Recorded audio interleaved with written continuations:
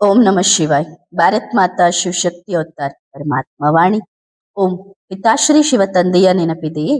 ಮುರಳಿಯ ದಿನಾಂಕ 30/6/2026 ಪ್ರಾತಃ ಕ್ಲಾಸ್. ಓಂ ನಮಃ ಶಿವಾಯ್. ಜ್ಞಾನಿ ಮಕ್ಕಳೇ, ಈ ದಾನ ಪುಣ್ಯ ಯಜ್ಞ ತಪಸ್ಸು ಇತ್ಯಾದಿಗಳನ್ನು ಮಾಡುವುದರಿಂದ ನಾನು ಸಿಗಲು ಸಾಧ್ಯವಿಲ್ಲ. ನಾನು ಬರುವುದೇ ಅಂತ್ಯದಲ್ಲಿ. ಯಾರು ಬಂದು ನನ್ನವರಾಗುತ್ತಾರೋ ಅವರಿಗೆ ಮಾತ್ರ ಆಸ್ತಿ ಸಿಗುತ್ತದೆ. ಓಂ ನಮಃ ಶಿವಾಯ್. ಮಕ್ಕಳಿಗೆ ಗೊತ್ತಿದೆ, ಶಿವಬಾಬಾರವರ ಕೊರಳ ಹಾರವಾಗಲು ನಾವು ಇಲ್ಲಿಗೆ ಬಂದಿದ್ದೇವೆ ಮತ್ತು ಈ ಬೇಹದ್ದಿನ ತಂದೆಯ ದರ್ಬಾರಿಗಲ್ಲ, ಮನೆಗೆ ಬಂದಿದ್ದೀರಿ. ಇದನ್ನು ದರ್ಬಾರ್ ಎನ್ನುವುದಿಲ್ಲ, ಮನೆ ಎನ್ನಲಾಗುತ್ತದೆ. ಇದು ಬಾಪ್ತಾದ ಮತ್ತು ತಾಯಿಯ ಮನೆಯಾಗಿದೆ. ನೀವು ಮನೆಗೆ ಬಂದಿದ್ದೀರಿ. ನೀವು ಏನನ್ನೂ ಕೇಳುವ ಅವಶ್ಯಕತೆ ಇಲ್ಲ. ನೀವು ಏನನ್ನು ಕೇಳುತ್ತೀರಿ ಎಂಬುದು ನಿಮಗೆ ಗೊತ್ತಿಲ್ಲ. ಲೌಕಿಕ ಮಗು ಜನಿಸಿದಾಗ ತಂದೆ ತಾಯಿಯಿಂದ ಏನನ್ನಾದರೂ ಕೇಳುವ ಆಸೆ ಇರುತ್ತದೆಯೇ? ಇಲ್ಲ. ಇದೊಂದು ನಿಯಮವಾಗಿದೆ. ಮಗು ಜನಿಸಿದ ತಕ್ಷಣ ಮಾಲೀಕನಾಗಿ ಬಿಡುತ್ತದೆ. ಇದು ಕೂಡ ಹಾಗೆಯೇ ಇದೆ. ನೀವು ಮಾತಾಪಿತರ ಮಕ್ಕಳಾಗಿದ್ದೀರಿ ಎಂದ ಮೇಲೆ ಕೇಳುವ ಅವಶ್ಯಕತೆ ಇಲ್ಲ. ನೀವು ಯೋಚಿಸಿ ತಿಳಿದುಕೊಂಡೇ ಮಾತಾಪಿತರಿಗೆ ಮಕ್ಕಳಾಗಿದ್ದೀರಿ. ಮಾತಾಪಿತರಿಂದ ನಮಗೆ ಸ್ವರ್ಗದ ಅಪಾರ ಸುಖಗಳು ಸಿಗುತ್ತವೆ ಎಂದು ನಿಮಗೆ ತಿಳಿದಿದೆ. ಮಕ್ಕಳು ಏನನ್ನೂ ಕೇಳುವ ಅವಶ್ಯಕತೆ ಇಲ್ಲದಂತೆ ನಿಮಗೂ ಸಹ ಏನನ್ನೂ ಕೇಳುವ ಅವಶ್ಯಕತೆ ಇಲ್ಲ. ಬಾಬಾ ತಿಳಿಸುತ್ತಾರೆ, ನಾನು ನಿಮಗೆ ಸ್ವರ್ಗದ ಖಜಾನೆಯನ್ನು ನೀಡುತ್ತೇನೆ. ಪ್ರತಿಯೊಂದು ವಿಷಯದಲ್ಲೂ ಪುರುಷಾರ್ಥ ಮಾಡಬೇಕಾಗುತ್ತದೆ. ಈಗಿನ ಪುರುಷಾರ್ಥದಿಂದ ನೀವು ಬೇಹದ್ದಿನ ರಾಜ್ಯಾಧಿಕಾರವನ್ನು ಅನುಭವಿಸುತ್ತೀರಿ. ನಂತರ ಭಕ್ತಿ ಮಾರ್ಗ ಪ್ರಾರಂಭವಾಗುತ್ತದೆ. ಪ್ರಪಂಚದ ಮನುಷ್ಯರಿಗೆ, ವಿದ್ವಾಂಸರಿಗೆ, ಆಚಾರ್ಯರಿಗೆ ಭಕ್ತಿ ಮಾರ್ಗ ಯಾವಾಗ ಪ್ರಾರಂಭವಾಗುತ್ತದೆ ಎಂದು ತಿಳಿದಿಲ್ಲ. ಅರ್ಧ ಕಲ್ಪದ ನಂತರ ಭಕ್ತಿ ಮಾರ್ಗ ಪ್ರಾರಂಭವಾಗುತ್ತದೆ ಎಂದು ನಿಮಗೆ ತಿಳಿದಿದೆ. ಅದಕ್ಕಿಂತ ಮೊದಲು ಭಕ್ತಿಯ ಕುರುಹು ಕೂಡ ಇರುವುದಿಲ್ಲ. ಸತ್ಯಯುಗ ತ್ರೇತಾಯುಗದಲ್ಲಿ ಭಕ್ತಿ ಇರುವುದಿಲ್ಲ. ಆದ್ದರಿಂದ ಚಿತ್ರಪಟದಲ್ಲಿಯೂ ತೋರಿಸಲಾಗಿದೆ, ಅರ್ಧ ಕಲ್ಪದ ನಂತರ ಮತ್ತೆ ಭಕ್ತಿ ಪ್ರಾರಂಭವಾಗುತ್ತದೆ. 21 ಜನ್ಮಗಳವರೆಗೆ ಈ ಜ್ಞಾನದ ಆಸ್ತಿ ನಡೆಯುತ್ತದೆ. ಆಸ್ತಿ ಪೂರ್ಣಗೊಂಡ ನಂತರ ಭಕ್ತಿ ಪ್ರಾರಂಭವಾಗುತ್ತದೆ. ಬಾಬಾ ಹೇಳುತ್ತಾರೆ, ಈ ದಾನ ಪುಣ್ಯ ಯಜ್ಞ ತಪಸ್ಸು ಇತ್ಯಾದಿಗಳನ್ನು ಮಾಡುವುದರಿಂದ ನಾನು ಸಿಗಲು ಸಾಧ್ಯವಿಲ್ಲ. ನಾನು ಬರುವುದೇ ಅಂತ್ಯದಲ್ಲಿ. ಯಾರು ಬಂದು ನನ್ನವರಾಗುತ್ತಾರೋ ಅವರಿಗೆ ಆಸ್ತಿ ಸಿಗುತ್ತದೆ. ಇದರಲ್ಲಿ ಕೇಳುವ ಮಾತೇ ಇಲ್ಲ. ಬಾಬಾರವರ ಮಕ್ಕಳಾಗುವುದರಿಂದ ನಾವು ಕೊರಳ ಹಾರವಾಗುತ್ತೇವೆ ಎಂದು ನಿಮಗೆ ಗೊತ್ತಿದೆ. ಸೂರ್ಯವಂಶಿ ರಾಜಧಾನಿಯನ್ನು ಪಡೆಯಬಹುದು. ಸತ್ಯಯುಗದಲ್ಲಿ ನೀವು ವಿಶ್ವದ ಮಾಲೀಕರಾಗುತ್ತೀರಿ, ಹಾರವಾಗುತ್ತೀರಿ. ವೈಜಯಂತಿ ಮಾಲೆಯಲ್ಲಿ ಪೋಣಿಸಲ್ಪಡುತ್ತೀರಿ. ಇದು ರಾಜಸ್ವ ಅಶ್ವಮೇಧ ರುದ್ರಗೀತ ಜ್ಞಾನ ಯಜ್ಞವಾಗಿದೆ. ಭಕ್ತಿ ಮಾರ್ಗದಲ್ಲಿ ಕೇವಲ ರುದ್ರ ಯಜ್ಞಗಳಿರುತ್ತವೆ. ಈಗ ನೀವು ಶಿವಶಕ್ತಿಯ ಸೇನೆಯಾಗಿದ್ದೀರಿ, ಅಹಿಂಸಾತ್ಮಕ ಗುಪ್ತ ಸೇನೆ. ಯೋಗ ಬಲದಿಂದ ನೀವು ವಿಶ್ವದ ಮಾಲೀಕರಾಗುತ್ತೀರಿ. ಬೇಹದ್ದಿನ ತಂದೆಯ ಕೊರಳ ಹಾರವಾಗುತ್ತೀರಿ. ನಿಮಗೆ ಗೊತ್ತಿದೆ, ನೀವೇ ಮಾತಾಪಿತ, ನಾವು ನಿಮ್ಮ ಮಕ್ಕಳು. ಎಷ್ಟು ಅಪಾರ ಮಕ್ಕಳಿದ್ದಾರೆ. ಸರಿ, ಪ್ರಜಾಪಿತ ಬ್ರಹ್ಮ ಯಾರ ಮಗು? ಶಿವ ಬಾಬಾರವರ ಮಗು. ಹಾಗಾದರೆ ದಾದಾ ಕೂಡ ಒಬ್ಬರೇ, ಬಾಬಾ ಕೂಡ ಒಬ್ಬರೇ. ಮಕ್ಕಳು ಅನೇಕರಿದ್ದಾರೆ. ಆದ್ದರಿಂದಲೇ ಪ್ರಜಾಪಿತ ಬ್ರಹ್ಮ ಎಂಬ ಹೆಸರಿದೆ. ನೀವು ಬ್ರಹ್ಮನ ಮಕ್ಕಳಾಗಿದ್ದೀರಿ. ಹಾಗಾದರೆ ನೀವು ದಾದಾನ ಮೊಮ್ಮಕ್ಕಳು ಎನ್ನುವುದು ಸಿದ್ಧವಾಗುತ್ತದೆ. ಬೇಹದ್ದಿನ ತಂದೆಯಿಂದ ಸ್ವರ್ಗದ ಆಸ್ತಿ ಸಿಗುತ್ತದೆ. ಹೆವೆನ್ ಎಂದರೆ ಹೊಸ ಪ್ರಪಂಚ. ಎಲ್ಲನ್ನು ಹೊಸ ಪ್ರಪಂಚ ಎನ್ನಲಾಗುವುದಿಲ್ಲ. ನರಕ ಎಂದರೆ ಹಳೆಯ ಪ್ರಪಂಚ. ನರಕದಿಂದ ಸ್ವರ್ಗಕ್ಕೆ ಕರೆದೊಯ್ಯಲು ಬಾಬಾ ಅವಶ್ಯವಾಗಿ ಬರಲೇಬೇಕು. ಆದ್ದರಿಂದಲೇ ಅವರ ಹೆಸರು ಹೆವೆನ್ಲಿ ಗಾಡ್ ಫಾದರ್ ಎಂದಿದೆ. ನರಕದ ಮಾಲೀಕನಂತೂ ರಾವಣನಾಗಿದ್ದಾನೆ. ಯಾರ ಮತದಂತೆ ಮನುಷ್ಯರು ನಡೆಯುತ್ತಾರೆ? ಬಾಬಾ ಹೇಳುತ್ತಾರೆ, ಇದೆಲ್ಲವೂ ಅಸುರಿ ಮತವಾಗಿದೆ. ಪತಿತರಾಗಿರುವ ಕಾರಣದಿಂದಲೇ ಅವರನ್ನು ಅಸುರರು ಎಂದು ಕರೆಯಲಾಗುತ್ತದೆ. 5 ವಿಕಾರಗಳು ಪ್ರತಿಯೊಬ್ಬ ಮನುಷ್ಯನಲ್ಲೂ ಇವೆ. ಕಂಸ, ಜರಾಸಂಧ, ಶಿಶುಪಾಲ, ಕೀಚಕ ಇವೆಲ್ಲವೂ ಅಸುರರ ಹೆಸರುಗಳಾಗಿವೆ. ಯಾರು ದ್ರೌಪದಿಯರ ಹಿಂದೆ ಬೀಳುತ್ತಾರೋ ಅವರನ್ನು ಕೀಚಕರು ಎನ್ನಲಾಗುತ್ತದೆ. ಬಾಬಾ ಬಂದು ಮಾನಭಂಗವಾಗುವುದರಿಂದ ಉಳಿಸುತ್ತಾರೆ. ನಂತರ 21 ಜನ್ಮಗಳವರೆಗೆ ಯಾರು ಮಾನಭಂಗ ಮಾಡುವುದಿಲ್ಲ. ನಾಟಕದಲ್ಲಿ ಕೃಷ್ಣನು ದ್ರೌಪದಿಗೆ ಸೀರೆಯನ್ನು ನೀಡುತ್ತಿರುವುದನ್ನು ತೋರಿಸುತ್ತಾರೆ. ನೀವೆಲ್ಲರೂ ದ್ರೌಪದಿಯರಾಗಿದ್ದೀರಿ. ದ್ರೌಪದಿಗೆ 5 ಜನ ಪತಿಗಳಿದ್ದರು ಎಂದಲ್ಲ. ಇದು ಕೂಡ ತಪ್ಪಾಗಿದೆ. ಶಾಸ್ತ್ರಗಳಲ್ಲಿ ಸುಳ್ಳು ಬರೆದಿರುವುದರಿಂದ ಇಂತಹ ಸಂಪ್ರದಾಯಗಳು ಬೆಳೆದು ಬಂದಿವೆ. ಯಾರೋ ಗುರುಗಳು ಬಂದು ಶಾಸ್ತ್ರಗಳಲ್ಲಿ ದ್ರೌಪದಿಗೆ 5 ಜನ ಪತಿಗಳಿದ್ದರು ಎಂದು ಬರೆದಿದ್ದಾರೆ ಎಂದು ಹೇಳಿದರು. ಚಕ್ರತಾ ಕಡೆ 5 ಜನ ಪತಿಗಳನ್ನು ಮಾಡಿಕೊಳ್ಳುತ್ತಾರೆ. ಇದು ಕೆಟ್ಟದ್ದಲ್ಲವೇ? ಬಾಬಾ ಹೇಳುತ್ತಾರೆ, ನಾನು ನಿಮ್ಮೆಲ್ಲರನ್ನು ಪತಿತರಾಗುವುದರಿಂದ ಉಳಿಸುತ್ತೇನೆ. ಯಾರಾದರೂ ಕೇಳಿದರೆ ಮೊದಲು ಆಲ್ಫ್ ಬಗ್ಗೆ ತಿಳಿಸಿ. ನಿಮಗೆ ಇಬ್ಬರು ತಂದೆಯರಿದ್ದಾರೆ ಎಂದು ಹೇಳಿ. ಒಬ್ಬರು ಲೌಕಿಕ ತಂದೆ, ಅವರು ಪ್ರತಿ ಜನ್ಮದಲ್ಲೂ ಬದಲಾಗುತ್ತಾರೆ. ಪ್ರತಿ ಜನ್ಮದಲ್ಲೂ ನೀವು ಬೇಹದ್ದಿನ ತಂದೆಯನ್ನು ನೆನಪು ಮಾಡುತ್ತಾ ಬಂದಿದ್ದೀರಿ. ಅವರು ಎಲ್ಲರ ತಂದೆಯಾಗಿದ್ದಾರೆ. ಭಗವಂತನು ಹೊಸ ಪ್ರಪಂಚದ ರಚಯಿತನಾಗಿದ್ದಾನಲ್ಲವೇ? ಇದು ಹಳೆಯ ಪ್ರಪಂಚ. ಹೊಸ ಪ್ರಪಂಚದಲ್ಲಿ ಭಾರತವು ಸ್ವರ್ಗವಾಗಿತ್ತು. ಭಕ್ತಿ ಮಾರ್ಗವು ದ್ವಾಪರ ಯುಗದಿಂದ ಪ್ರಾರಂಭವಾಗುತ್ತದೆ. ಡ್ರಾಮಾದಲ್ಲಿ ಈ ಶಾಸ್ತ್ರಗಳು ಇತ್ಯಾದಿಗಳು ಸಹ ನಿಗದಿಯಾಗಿವೆ. ಮನುಷ್ಯರು ತಮ್ಮ ಮನಸ್ಸಿಗೆ ಬಂದಂತೆ ಕುಳಿತು ತಯಾರಿಸುತ್ತಾರೆ. ಆದಿ ಸನಾತನ ದೇವಿ ದೇವತಾ ಧರ್ಮವಿತ್ತು ಎಂದು ತಿಳಿದುಕೊಳ್ಳುತ್ತಾರೆ. ಆದರೆ ರಾಜಯೋಗವನ್ನು ಯಾರು ಕಲಿಸಿದರು ಎನ್ನುವುದು ಅವರಿಗೆ ಗೊತ್ತಿಲ್ಲ. ಕೃಷ್ಣನ ಹೆಸರನ್ನು ಹಾಕಿದ್ದಾರೆ. ಕೃಷ್ಣ ಭಗವಾನು ವಾಚ ಎಂದು ಹೇಳುತ್ತಾರೆ. ಕೃಷ್ಣನನ್ನು ಭಗವಂತ ಎಂದು ಕರೆಯಲು ಸಾಧ್ಯವಿಲ್ಲ ಎಂದು ನಿಮಗೆ ತಿಳಿಸಲಾಗಿದೆ. ನೀವು ಕೃಷ್ಣನ ಕೊರಳ ಹಾರವಾಗುವುದಿಲ್ಲ. ಅವಳು ರಾಧೆಯೇ ಆಗುತ್ತಾಳೆ. ಇದು ಕೂಡ ಮನುಷ್ಯರಿಗೆ ಗೊತ್ತಿಲ್ಲ. ಕೃಷ್ಣನಿಗೆ 16,108 ರಾಣಿಯರಿರಲು ಸಾಧ್ಯವೇ ಇಲ್ಲ. ಚಿತ್ರಗಳಲ್ಲಿ ರಾಧೆ ಕೃಷ್ಣರಿದ್ದಾರೆ ಅಷ್ಟೇ. ಈ ವಿಷಯಗಳನ್ನು ನೀವೀಗ ಅರ್ಥ ಮಾಡಿಕೊಳ್ಳುತ್ತಿದ್ದೀರಿ. ದೊಡ್ಡ ದೊಡ್ಡ ವಿದ್ವಾಂಸರು ಇತ್ಯಾದಿಗಳು ಸಂಪೂರ್ಣ ಬುದ್ಧಿಹೀನರಾಗಿದ್ದಾರೆ. ಏನೂ ತಿಳಿದಿಲ್ಲ. ಅಂಧಶ್ರದ್ಧೆಯಲ್ಲಿ ಯಾರು ಏನು ಹೇಳಿದರೂ ನಂಬುತ್ತಾರೆ. ಬುದ್ಧಿಹೀನರು ಕುರುಡನ ಮಕ್ಕಳು ಕುರುಡರಾಗಿದ್ದಾರಲ್ಲವೇ? ರಾವಣನು ಎಲ್ಲರನ್ನೂ ಕುರುಡರನ್ನಾಗಿ ಮಾಡಿದ್ದಾನೆ. ಈಗ ಬಾಬಾ ಹೇಳುತ್ತಾರೆ, ಸಜನಿಯರೇ, ಎಚ್ಚರಗೊಳ್ಳಿರಿ. ನವಯುಗ ಬಂದಿದೆ. ಕಲಿಯುಗದ ನಂತರ ಮತ್ತೆ ಯಾವ ಯುಗ ಬರುತ್ತದೆ? ತ್ರೇತಾಯುಗವನ್ನು ಕೂಡ ನವಯುಗ ಎನ್ನಲಾಗುವುದಿಲ್ಲ. ಮೊದಲು ಸತ್ಯಯುಗ, ನಂತರ ತ್ರೇತಾಯುಗ. ಹೊಸ ಯುಗ ಎಂದು ಕೇವಲ ಸತ್ಯಯುಗಕ್ಕೆ ಮಾತ್ರ ಹೇಳಲಾಗುತ್ತದೆ ಅಷ್ಟೇ, ತ್ರೇತಾಯುಗಕ್ಕೂ ಅಲ್ಲ. ಬಾಬಾ ಹೇಳುತ್ತಾರೆ, ಮಕ್ಕಳೇ, ಅರ್ಥವಾಗುತ್ತಿದೆಯೇ? ನಿಶ್ಚಯವಿದೆಯಲ್ಲವೇ? ನೀವೇ ಬಂದು ಈ ಎಲ್ಲಾ ವಿಷಯಗಳನ್ನು ಅರ್ಥ ಮಾಡಿಕೊಳ್ಳುತ್ತೀರಿ. ಮತ್ತು ನೀವು ಜೀವಂತವಾಗಿದ್ದಾಗಲೇ, ಬದುಕಿದ್ದಾಗಲೇ ಶಿವಬಾಬಾರವರಿಗೆ ಮಕ್ಕಳು ಆಗುತ್ತೀರಿ. ತಮ್ಮನ್ನು ಆತ್ಮ ಎಂದು ತಿಳಿದುಕೊಳ್ಳುತ್ತೀರಿ. ಶರೀರದ ಅಭಿಮಾನವನ್ನು ಬಿಟ್ಟು ಈಗ ನಾವು ನಿಮ್ಮವರಾಗಿದ್ದೇವೆ. ಬಾಬಾ ಹೇಳುತ್ತಾರೆ, ಈಗ ನಾಟಕ ಪೂರ್ಣವಾಯಿತು. ನಾನು ನಿಮ್ಮನ್ನು ಮನೆಗೆ ಕರೆದೊಯ್ಯಲು ಬಂದಿದ್ದೇನೆ. ಇದು ಪಾತ್ರ ಮಾಡುವ ಮಂಟಪವಾಗಿದೆ. ಇದರ ಅಂತ್ಯವನ್ನು ಕಾಣಲು ಸಾಧ್ಯವಿಲ್ಲ. ಹಾಗಾದರೆ ಈಗ ಬೇಹದ್ದಿನ ತಂದೆಯನ್ನು ಮತ್ತು ಅವರಿಂದ ಸಿಗುವ ಪ್ರಾಪ್ತಿಯನ್ನು ತಿಳಿದುಕೊಳ್ಳುವುದು ನಿಮ್ಮ ಹಕ್ಕಾಗಿದೆ. ಬೇಹದ್ದಿನ ತಂದೆಯ ಮನೆ ಎಷ್ಟು ದೊಡ್ಡದಾಗಿದೆ. ಎಷ್ಟೇ ಪ್ರಯತ್ನಿಸಿದರೂ ದೂರ ದೂರ ಹೋಗಲು ಸಾಧ್ಯವಿಲ್ಲ. ಅಂತ್ಯವನ್ನು ಕಾಣಲು ಸಾಧ್ಯವಿಲ್ಲ. ಸಾಗರವೇ ಸಾಗರವಾಗಿದೆ. ಸೃಷ್ಟಿ ಬೇಹದ್ದಾಗಿದೆ ಎಂದು ಹೇಳುತ್ತಾರೆ. ಎಲ್ಲರಿಗೂ ತಿಳಿಸುವುದು ಮಕ್ಕಳ ಕೆಲಸವಾಗಿದೆ.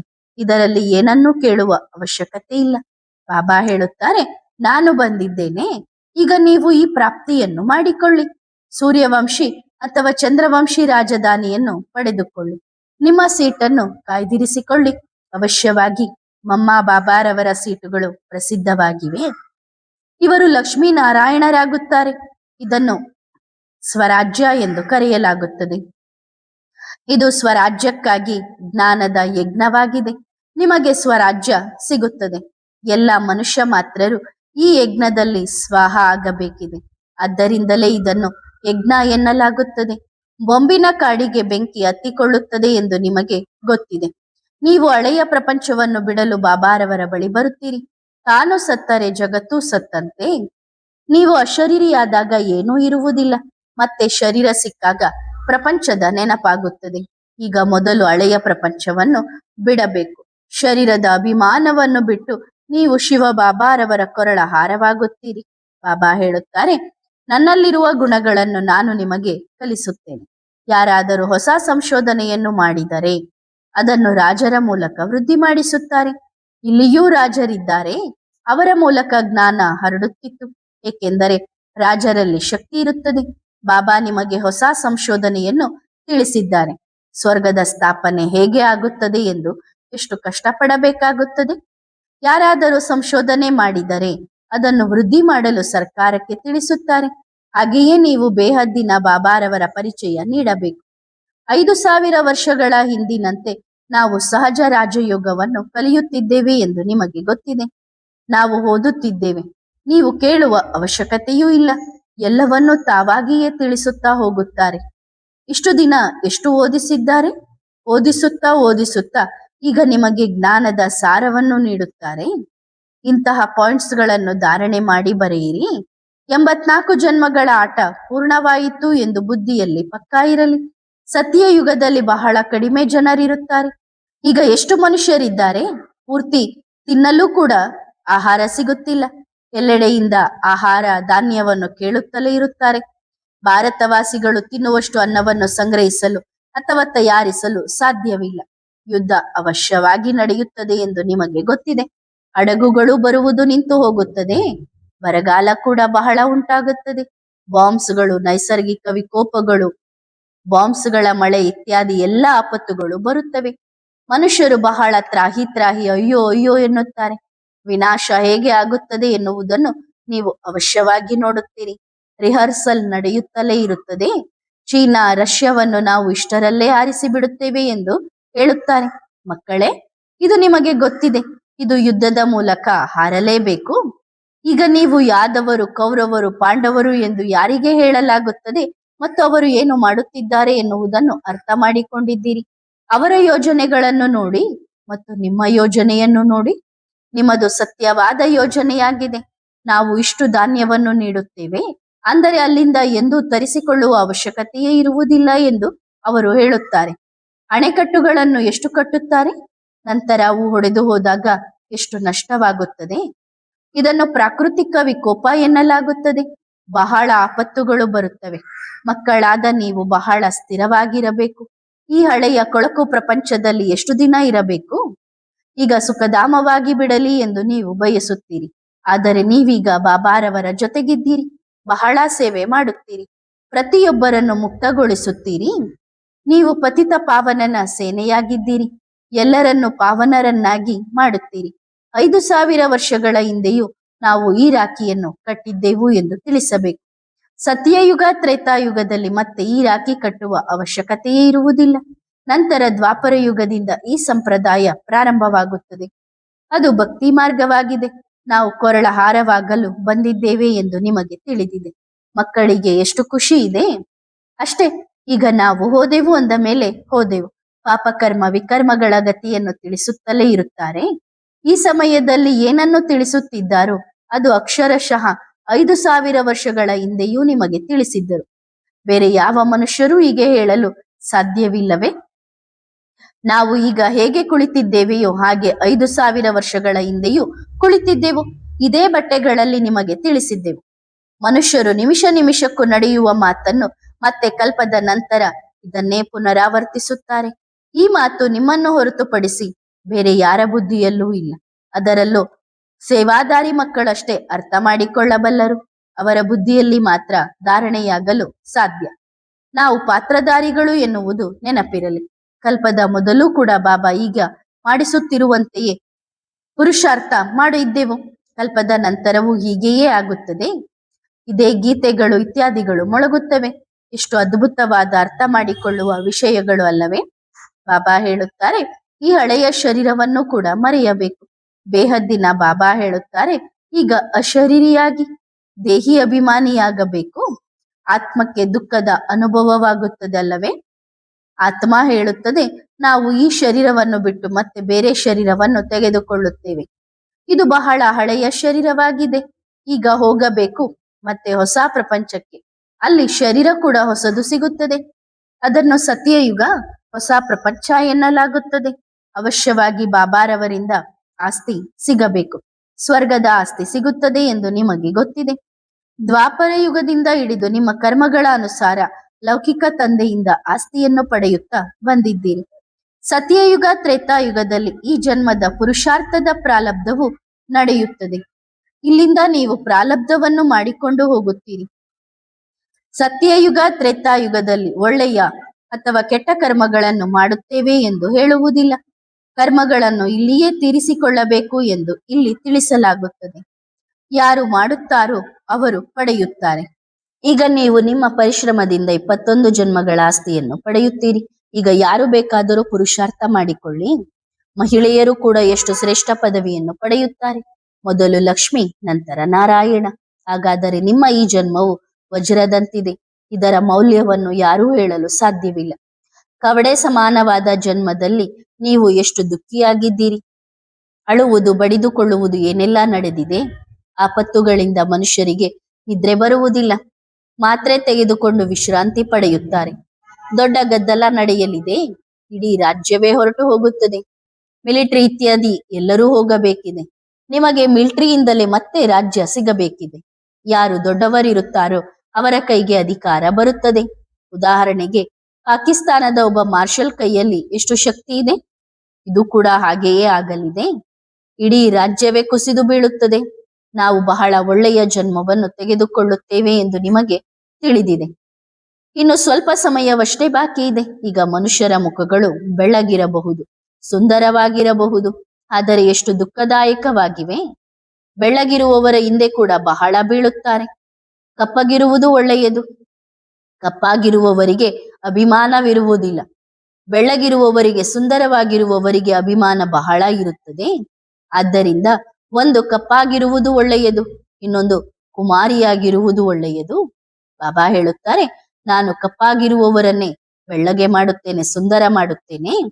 ನಾವು ಹೇಗಿದ್ದೇವೆಯೋ ಹಾಗೆಯೇ ಬೇಹದ್ದಿನ ಮಾತಾಪಿತರ ಕೊರಳ ಮಾಲೆಯಾಗುತ್ತೇವೆ ಎಂದು ನಿಮಗೆ ಗೊತ್ತಿದೆ. ಬಾಬಾ ಬೇಹದ್ದಿನ ಸುಖದ ಆಸ್ತಿಯನ್ನು ನೀಡುತ್ತಿದ್ದಾರೆ. ಸಮಯ ಕಳೆಯುತ್ತಿರುವುದನ್ನು ನೀವು ನೋಡುತ್ತಿದ್ದೀರಿ. ಶಾಂತಿ ಸ್ಥಾಪನೆಗಾಗಿ ದೊಡ್ಡ ಕೌನ್ಸಿಲ್ ಮಾಡುತ್ತಿದ್ದಾರೆ. ನಂತರ ಯಾವಾಗ ಇಬ್ಬರು ಕೋತಿಗಳು ಪೂರ್ತಿಯಾಗಿ ಜಗಳವಾಡುತ್ತವೆಯೋ ಆಗ ಬೆಣ್ಣೆ ಈಗ ನಿಮಗೆ, ಅಂದರೆ ಕೃಷ್ಣವಂಶಿಗಳಿಗೆ ಸಿಗಲಿದೆ ಎಂದು ತಿಳಿದುಕೊಳ್ಳಿ. ಇದು ಕಂಸಪುರಿ, ಅದು ಕೃಷ್ಣಪುರಿ. ವೈಶಾಲಯ, ವೈತರಣಿ ನದಿಯನ್ನು ದಾಟಿ ಈಗ ಸ್ವರ್ಗಕ್ಕೆ ಹೋಗುತ್ತಿದ್ದೀರಿ. ಇದು ಅಂತಿಮ ಜನ್ಮವಾಗಿದೆ. ವಿಷಯ ವೈತರಣಿ ನದಿಯಿಂದ ನಾವು ಪಾರಾಗುತ್ತಿದ್ದೇವೆ. ಈ ರೌರವ ನರಕದಿಂದ ನಾವು ಪಾರಾಗುತ್ತಿದ್ದೇವೆ. ಸರಿ, ಬಾಬಾ ಮತ್ತೆ ಹೇಳುತ್ತಾರೆ, ನನ್ನ ಕೊರಳ ಹಾರವಾಗಿರಿ. ಆಗ ನೀವು ವಿಜಯಮಾಲೆಯಲ್ಲಿ ಪೋಣಿಸಲ್ಪಡುತ್ತೀರಿ. ವಿಷ್ಣುವಿನ ಕುಲಕ್ಕೆ ಹೋಗುತ್ತೀರಿ. ಒಳ್ಳೆಯದು. ತಂದೆಯ ಅತಿ ಪ್ರೀತಿಯ ಜ್ಞಾನ ನಕ್ಷತ್ರಗಳಾದ ಆತ್ಮಗಳಿಗೆ ಆತ್ಮಿಕ ಮಾತ್ಪಿತ ಬಾಪ್ತಾದಾರವರ ನಂಬರ್ ವಾರ್ ಪುರುಷಾರ್ಥದ ಅನುಸಾರ ನೆನಪು, ಪ್ರೀತಿ, ಶುಭೋದಯ ಮತ್ತು ನಮಸ್ತೆ. ಆತ್ಮಿಕ ಮಕ್ಕಳು ಆತ್ಮಿಕ ತಂದೆಗೆ ಮಾಡುವ ನೆನಪು, ಪ್ರೀತಿ ಮತ್ತು ನಮಸ್ತೆ ನಮಸ್ತೆ ನಮಸ್ತೆ. ಧನ್ಯವಾದ ಬಾಬಾ, ಶುಕ್ರಿಯಾ. ತೀವ್ರ ಪುರುಷಾರ್ಥಿ ಭವ. ತೀವ್ರ ಪುರುಷಾರ್ಥಿಗಳು ಎಂದಿಗೂ ವಿನಾಶದ ದಿನಾಂಕದ ಬಗ್ಗೆ ಯೋಚಿಸುವುದಿಲ್ಲ. ಬಹಳ ಸಮಯದಿಂದ ಸಂಪೂರ್ಣತೆಯ ಸಂಸ್ಕಾರಗಳಿದ್ದರೆ ಅಂತ್ಯದಲ್ಲಿಯೂ ಸಂಪೂರ್ಣರಾಗಲು ಸಾಧ್ಯವಾಗುತ್ತದೆ. ಒಂದು ವೇಳೆ ಅಂತ್ಯದಲ್ಲಿ ತಯಾರಾದರೆ ಆಗ ಬಾಪ್ತಾದ ಕೂಡ ಅಂತ್ಯದಲ್ಲಿ ಸ್ವಲ್ಪವನ್ನೇ ನೀಡುತ್ತಾರೆ. ಯಾರು ಈಗ ಮಾಡುತ್ತಾರೋ ಅವರಿಗೆ ಬಾಪ್ತಾದ ಕೂಡ ಸತ್ಯಯುಗದ ಆರಂಭದಲ್ಲಿ ಬನ್ನಿ ಎಂದು ಹೇಳುತ್ತಾರೆ. ಆದ್ದರಿಂದ ತೀವ್ರ ಪುರುಷಾರ್ಥಿ ಮಕ್ಕಳು ಅಂತ್ಯದ ನಿರೀಕ್ಷೆ ಇಟ್ಟುಕೊಳ್ಳುವುದಿಲ್ಲ. ಅವರ ಘೋಷವಾಕ್ಯ ಹೀಗಿರುತ್ತದೆ, ಏನು ಮಾಡಬೇಕೋ ಅದನ್ನು ಇಂದು ಮಾಡಿ, ಇಂದು ಕೂಡ ಅಲ್ಲ ಈಗಲೇ ಮಾಡಿ, ಈಗಿಲ್ಲದಿದ್ದರೆ ಇನ್ನೆಂದೆಂದಿಗೂ ಇಲ್ಲ. ಇದು ಘೋಷವಾಕ್ಯ. ಒಳ್ಳೆಯದು. ಓಂ ನಮಃ ಶಿವಾಯ್.